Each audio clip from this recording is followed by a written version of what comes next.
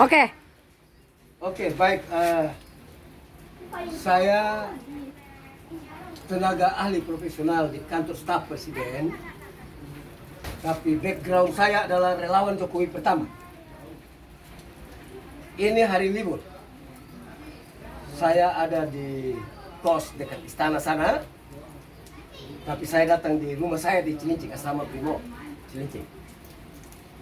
Walaupun libur, tetapi kalau wong cilik yang saya sebut atau orang kecil yang saya sebut di dalam video saya atau Facebook saya itu, kalau mereka datang minta tolong, tidak harus saya tolong.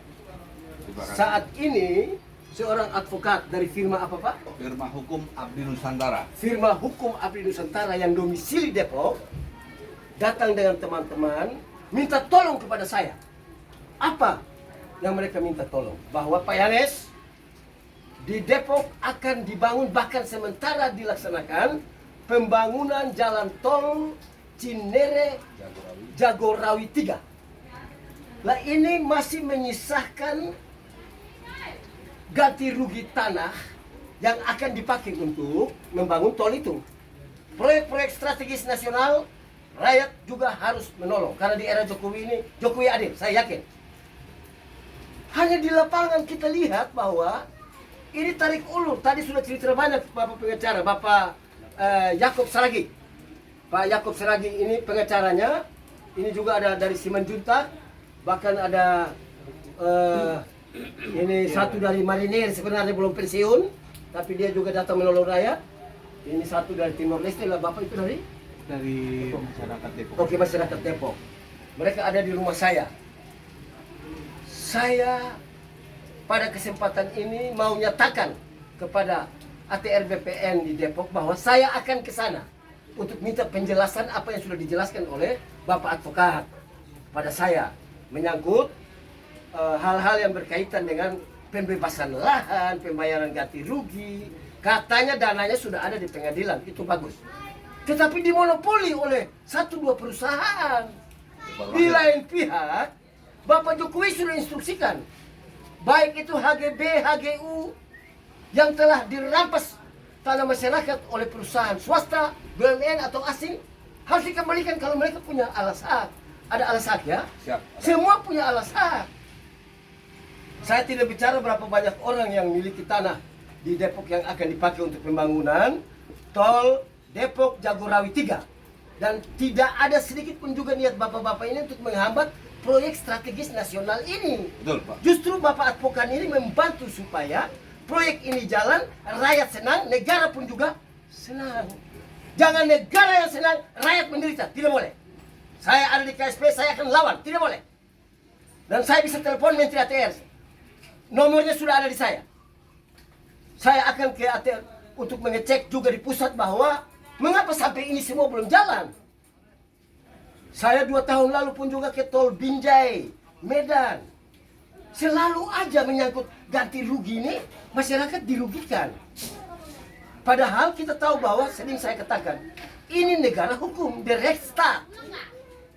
Yang sering saya sebut juga, ini hukum terlalu buruk. Apa yang saya sebut, bad laws is no law.